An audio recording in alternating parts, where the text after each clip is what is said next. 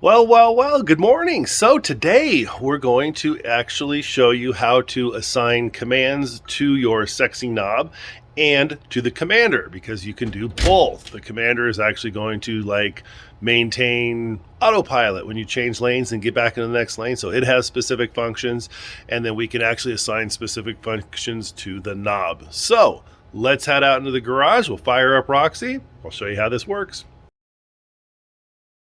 Okay, so here we go. Let's hit our Sexy Buttons app, and whammo, it immediately pulls up the app with all the pertinent information, and it shows that the commander and the knob are connected. The only reason that they're connected right now is I'm on take number 5 of doing this.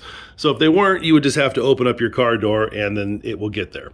So really cool thing is, when you get it, none of these are filled in. There's just plus signs here, so you can actually add what you want. So I put kilowatts remaining, how many miles. Yeah, I will never in a million years see 211 miles at 48%. I mean, unless I'm going 36 miles an hour, that will never happen in this car. Battery temperature, I always like to have that just because I'm nerdy. And then I just assigned the drift modes to it. So this is obviously your speedometer, and that will obviously show your speed. And if you have their little bracket that sits here on the steering column, you can actually, it's really cool. I just noticed this. You can hit these double arrows, and then boom, you have all this extra information up here. It'll show battery percentage, miles left. It is really, really cool. Just all the extra little information that you get out of there. Those are power in kilowatts and in torque. It really goes through quite a bit. I know there's kind of a glare here, so apologize for that. And then this is where all the fun happens. In fact, let's get off this glass. So you can assign your buttons, you can assign your commander, and you can assign your knob. Well, we don't have the buttons, we have the knob and the commander. So let's just take the commander, and then this is where you can assign all of your quick functions that the commander does independently of the knob. So in my case, let's see here, continuous autopilot, I have it turned on. So now when you change lanes, you don't need to pull down on the lever twice to re-engage it. It automatically does it for you, which is phenomenal. That makes this entire thing worth the price of admission right here. And then you can change it to, after you've completed your lane change, how many seconds it takes for it to re-engage. I mean, you can go down to 1 second. I tried that. I don't recommend it, because as soon as those tires cross that line, it's trying to do it already. So factory was 3 seconds. That is where I've left it. If you have hardware 2.5, you're going to need to turn that on as well. I think that was with earlier Model 3s, late Model S's. I'm not 100%. And then this is the minimum speed you want to engage. Factory default is 30 miles an hour. That's where I have left it. And then you can continue to go on through here. If you have presenting door handles, you can just tap on that and automatically, I don't know why mine's on, I don't have automatic door handles. So you can automatically set them up to present as you walk up to it.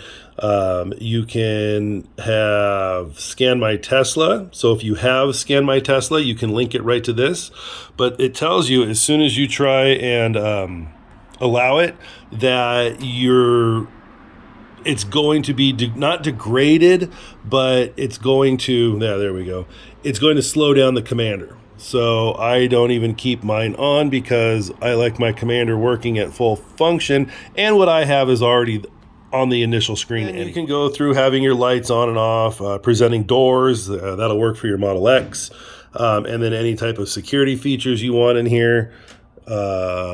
Safe Bluetooth Connect, I believe that's an encryption, so if you need that, then you're good to go.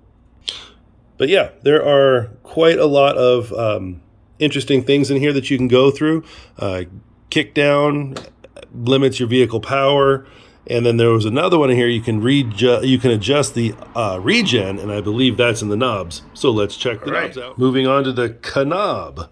So here's your representation of the knob that's actually in the vehicle. And you have 3 different sliders. In the vehicle, you just turn the knob and you can get to each of those. But say you want to, we have mirror fold here. I don't want mirror fold, so we'll hit the get rid of button. We'll add a single press, and now let's say we want, let's just pick something, drive.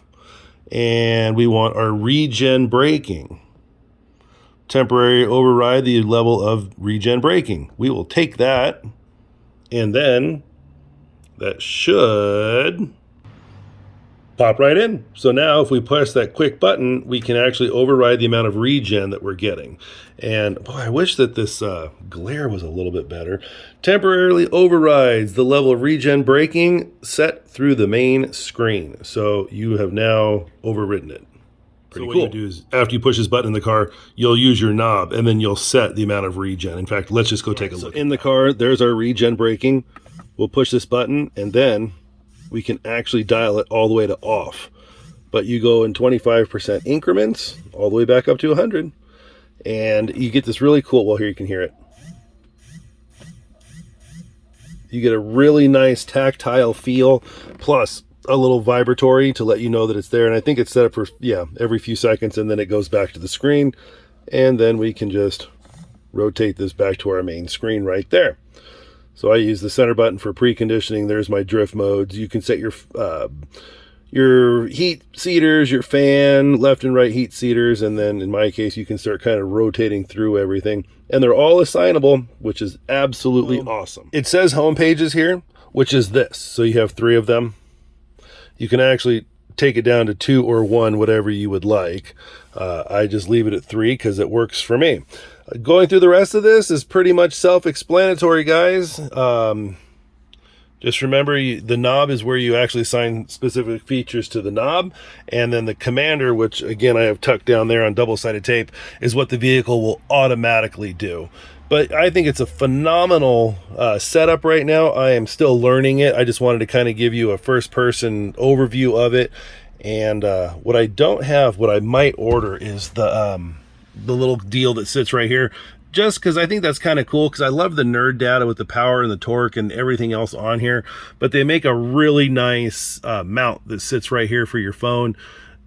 I don't have one because the one I use is for my radar detector here, so that's actually pretty sweet. I might actually get one of the funner reasons that I'm sure people are buying this is for that little guy right there. So with the vehicle on and in park, push the button on our commander and you get a warning that everything is disabled or turned off. Traction control, all of it is turned off. So what we've done is we've disconnected the front motor, all the driver safety features, and only activated the rear motor. So now that we can drift and do spins.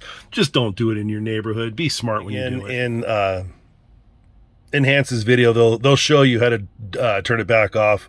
So go into safety on your main screen, power off the vehicle, and then when you get back into it and everything resets, when you get back into the car, everything will be normal again. And it even shows you on your phone that drift mode has actually been engaged. I'm not sure, there was drift mode and then drift mode pro. I just selected both of them. I don't know what each of the ones. A lot of this is really, really cool. Some of it, like the presenting door handles, doesn't necessarily apply to at least my Model 3. Some others it might. I'm still learning how all this works, but it's so much fun. This knob is just fantastic. All the extra little things you wouldn't think you could do, you can now. And what sold it for me was continuous autopilot. I'm in way farther Northern California, and everything south of here is a straight line all the way to LA.